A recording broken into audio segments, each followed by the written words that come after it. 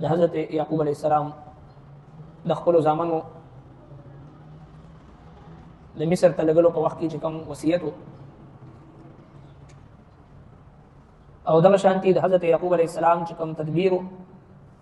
چې کله تاسو مصر ته ځئ او دننه ښار ته داخلېږئ نو په مختلفو دروازو باندې داخل شئ او د هغې حکمت هم ذکر شو چې د حاسدینو د حسد نه ځان بچ کولو دپاره او د بد نظر کوونکو د بد نظر نه ځان بچ کولو دپاره د حضرت یعقوب علیه السلام حکمت عملي وه او الله تبارک وتعالی وفرمایل چې دا یعقوب علیه السلام چې کوم طریقه اختیار کړه نو دا د هغه علم نه دی چې کوم موږ درته ورکړی ننني آیتونو مبارکو کې د واقعي دغه حصه ذکر کېږي چې د یعقوب علیه السلام 11 زامن هم په دقه طریقه باندې چې کومه طریقه ورته یعقوب علیه السلام ښودلو مختلفو دروازو سره مصر ته راننوتل رالل حضرت یوسف علیه السلام ته یوسف علیه السلام د دوی اعزاز اکرام وکړو او چې کله شپه شوه نو دو کسانو دپاره یو کمره مختص کړه نو 10 زامنو ته 15 کمرې میلاو شوي او 11 زوی بنیامین چې کوم د دوی مېرنی ورور او د یوسف علیه السلام حقیقي ورور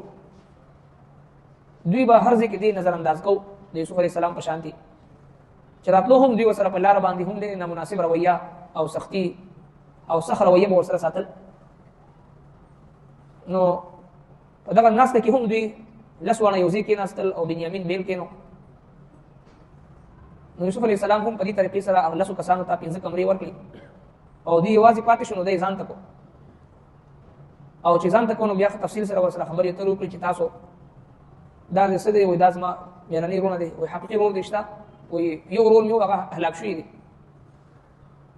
یوسف علیه السلام ورته وایي که چېرې زه ستا ورور شم نو څنګه د خوښه ده نو بنیامین حیران شو وایي بادشاه سلامت وایي چې ستا په شانتې لوی بادشاه او زما ورور کېدل دا خو ناممکنه خبره ده هغه ورته وایي چې زه ستا ورور یم همغه ورور یم چې کوم په باره کې ستا ذهن دی چې هغه هلاک شوي دی خو دا خبره ته دې وروڼو ته ښکاره کوم او اوسه پورې چې په تا باندې کومه یره تېره شوه کوم خوف تېر شو کوم اذیتونه او تکلیفونه تا ته ورسېدل اوس هغه ختم شو الله تبارک وتعالی ته ما ته راورسولې او ستا د غمونو او د مصیبتونو د تکلیفونو چې کوم شپې ورځې وي هغه ختمې شوې او فی الحال ته دا خبره خپل دې وروڼو سره شریکومه بیا یوسف علیه السلام دا غوښتل چې په رازدارۍ سره او په حکمت سره او په یو حیلې سره دا خبره مسله چې د خپل انتها ته ورسي او یعقوب علیه السلام ته د بنیامین په دې مصر کې د ایسارولو یو علت او یو وجه هم معلومه شي او هغه هم چې دی بیا مصر ته راشي د هغې دپاره یو حکمت عملي حضرت یوسف علیه السلام یو حیله او یو طریقه اختیار کړله مخکې د هغې نه بنیامین ته ووایي چې زه به تا دلته ایساروم خو په تا باندې به یو الزام راځي هغه به برداشت کوي هغه ورته وایي چې تا طرف نه چې څه ما ته به سر و چشم قبول دی نو حضرت یوسف علیه السلام خادمانو ته ووایي چې کله د دوی سامان تیار کړي نو دا یو پیمانه یو کپ پیالۍ د خزانې چې کوم هغه شاهي خزانې هغه د بنیامین په سامان کې بند کړو او چې کله قافله روانه شوه نو یو څو قدم اغشته و محل نه بهر ووتل نو یو څو قدم چې واغشته نو بیا اعلان وشو یوسف علیه السلام په خپله باندې یا خادمانو طرف نه چې د شاهي محل نه یو پیمانه یو لوښي یو کټورې یو پیاله روکه ده نو قافله فورا ودرېدو ځکه چې په دې وخت کې په دې محل ته چې د چا شپه وه نو هغه د کنعان دغه قافله وه د یعقوب علیه السلام د زامنو قافله وه هغوی ودرېدل او فورا پریشانه شو و چې دا څنګه کېدی شي او دا راته وایي چې تاسو نه څه روکه ده دوی وایي موږ نه داسې پیالې روکه ده د شاهي پیمانه ده نو دوی وایي چې ستاسو په علم کې دی چې موږ خو ډېر صفا سوتره خلک یو او په دې ارادې سره موږ دې مصر ته نه یو راغلي چې موږ په دې کې فساد خواره کړو ځکه چې دوی په علم کې دا خبره وه چې دا غلا که دا ظاهري غلا وي که دا پټ غلا وي او که دا هر څنګه چې غلا وي نو دې سره په مخ د ځمکه باندې فساد راځي وایي موږ خو د فساد دپاره نه یو راغلي موږ خو د خپل یو جایز حق حاصلولو دپاره راغلي او نه موږ غلي یوسف علیه السلام ورته وفرمایل چې که چېرې دا تاسو سره برآمد شي نو بیا ستاسو سزا څه ده نو دوی د خپل د مسلک او د خپل د شریعت مطابق ورته سزا وښودله د یعقوب علیه السلام په وخت کې چې کوم شریعت نافظ العمل و په هغې کې دا وه چې څوک د چا یو شی غلا کي او پټي کي او په غلا کې گیر شي یو کال به دې د هغه غلامي کوي د هغه خدمت به کوي نو دوی هم ورته دا وایي چې د چا په سامان کې ستاسو پیمانه راووته نو هغه ستاسو مجرم دی، هغه تاسو ځان ته غلام جوړ کړي، ستاسو خدمت وکړي، همدا دغه سزا ده. ولما دخلوا هر کله چې دی داخل شو علی یوسف علیه السلام آوا الیه نو دی زور کړ دی ته خپل ځان سره اخاو خپل ورور ته قال وی انی اخاو انا اخوک بشک امزست اوریم فلا تبتئس پس ته غم جن کېږه مغم جن کېږه بما كانوا يعملون په هغه څه چې دی بکول. ډېر مناسبه رویه چې یوسف علیه السلام سره وساتل هغه نه بعد دغه بنیامین سره دی دا رویه ساتله. فلما جهزهم بیا هر کله چې تیار کړو دوی له بجهازهم د دوی سامان جعل السقايه ندي کې خود له پیاله فی رحل اخیه خپل ضرور په سامان ثم اذن باواز کو مؤذن یو आवाज کون کی ايتها العير اي قافله والو انکم لسارقون خامخ تاسغلی قالوا دوی واقبلوا عليهم او را مخامخشل دوی طرف ته ماذا تفقدون سد چې تاسو نه وښی قالوا دوی نفقد من ورکدا صواع الملك پیمانه د بادشاہ ولمن جاء به او د پاره د هغه چا چې راوړي حمل بعیر یو بار د اوخ مونږه پیمانه وکړه که چا هغه راوړو هغه ته یو بار د اوخ انعام به ملاویږي چې چا را پیدا کړه. وانا به زعیم او زه دې ضامن یم چې چا اعلان کوم هغه ورته وي که چا را پیدا کړو زه به یو اوخ غله چې د انعام په توګه باندې ورکوم. قالوا دوی ویل تالله قسم په الله لقد علمتم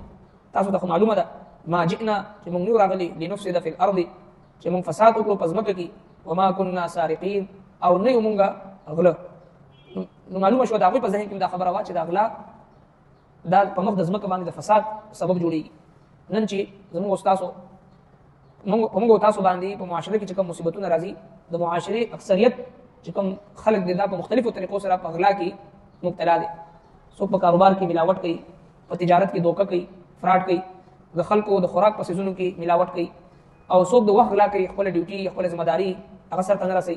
څوک د یو شان غلا کې مبتلا وي، څوک د بل شان غلا کې مبتلا وي، دغه د وجه نه پزما باندې فساد راځي او بیا هغه فساد نه ټول متاثر کی. د یوسف علیه السلام ورونه اگر چې ظالمانو خپل ورونه باندې ظلم کو خو عقیده دا و چې ما جئنا لنفسد فی الارض مونږ دې فساد لپاره نه راغلي، مطلب دا چې غلا څوک کوي نو په مخ د ځمکه باندې فساد راځي. وما كنا سارقين او نه مونږ غلو. قالوا دوی فما جزاؤه پس سزا ده دا ان کنتم کاذبین کچری تاسو دروغجن چې غل تاسو کې وینو سزا به سوي. قالوا دوی جزاؤه سزا ده غدا من وجد چې چا په سامان کې هغه بیا مونږ دي شو فی رحله دا په سامان کې فهو جزاؤه پس هغه سړي بدلوي. وكذلك نزل الظالمين دغه شان سزا ورکوم ظالمانو ته. زموږ د شریعت او زموږ د اصول مطابق هغه دا دی چې څوک چې چا سامان پټ کی هغه به یو کال د پاره د خدمت کوي، دغه غلام وي. زموږ په سامان کې هم د چا په سامان کې هغه وروته هغه به تاسو ته مونږ پریدو، هغه به تاسو غلام وي. ولما دخلوا او هر کله چې داخل شو علی یوسف علیه السلام باندې آوا الیه نو دې زی ورکړو دوی ته خپل ځان سره اخاه خپل ورور ته قال وی انی انا اخوک بشک ز کوم ستارور فلا تبتئس پس مغم جن کېږه ته بما كانوا يعملون پاغه چې دوی بکول. فلما جهزهم پس هر کله چې هغه تیار کړو دوی لپاره به جهازهم د دې سامان جعل السقايه نو کې خدلا پیاله فی رحل اخیه خپل ورور په سامان کې. ثم اذن باواز کو مؤذن یو आवाज کون کی ايتها العير اذ قافلی والو انکم لسارقون خامخ تاسغلی. قالوا دوی واقبلوا عليهم او رمخ مخشل دوی طرف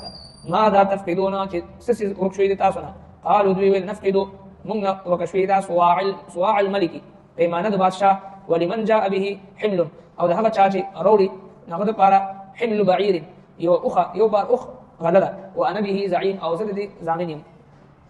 قالوا دوی تالله قسم الله لقد علمتم تاسو ته معلومه ده ما جئنا لنفسد في الارض مونږ نو راغلي چې مونږ فساد وکړو پس مکه کې وما كنا سارقين او نم غلو. قالوا دوی فما جزاؤه پس سزا ده هغه چا ان کنتم کاذبین کچری تاسو دروغجن. قالوا دوی جزاؤه سزا ده هغه ده من وجد چې چا پس من وجد چې چا سره بیا مونږ شي فی رحله دغه په سامان کې فهو جزاؤه پس هغه سړي دغه بدله ده. كذلك نزل الظالمين دغه شان سزا ورکوم ظالمانو ته. الله ربنا تقبل منا انك انت السميع العليم وتب علينا انك انت التواب الرحيم. صلى الله تعالى على خير خلقه محمد واله واصحابه اجمعين.